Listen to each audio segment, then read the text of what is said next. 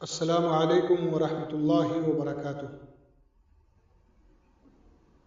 आज का उन्वान है जूते भी खाए और 100 रुपया बतौर जुर्माना भी दिए। एक आदमी था, उससे कोई गलती हो गई थी जो गांव वालों की नज़र में बहुत बड़ी गलती थी।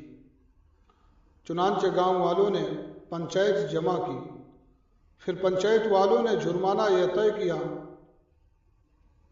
कि 100 रुपया जुर्माना दे या 100 जूते खाए या फिर 100 औसत दर्जे की प्याज खाए।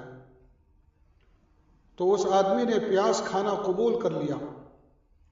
चुनांचे गांव वालों ने 100 प्याज गिनकर उसके सामने रख दी।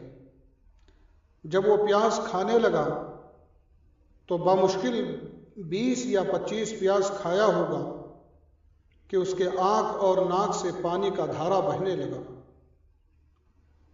अब वो बहुत पशोपेश में पड़ गया कि क्या करे।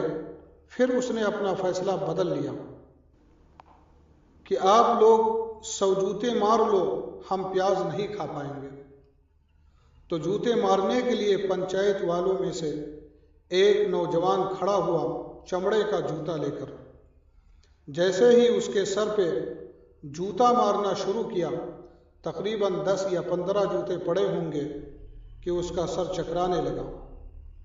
फिर उसने अपना फैसला बदला और कहने लगा, बस बस, आप लोग जूते मत मारो, ये बर्दाश्त से बाहर है, और 100 रुपया जुर्माना ले लो।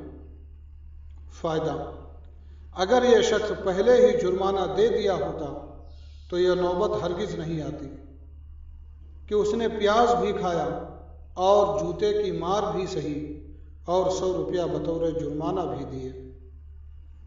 एक इंसान के लिए बरवक्त फैसले की सलाहियत बहुत ज़रूरी है, वरना हर तरह से घाटे में रहेगा। अल्लाह ताला हम सबको अक़ल सलीम अता फ़रमाए। आमीन। वमा अलैना इल्लल बलाग़।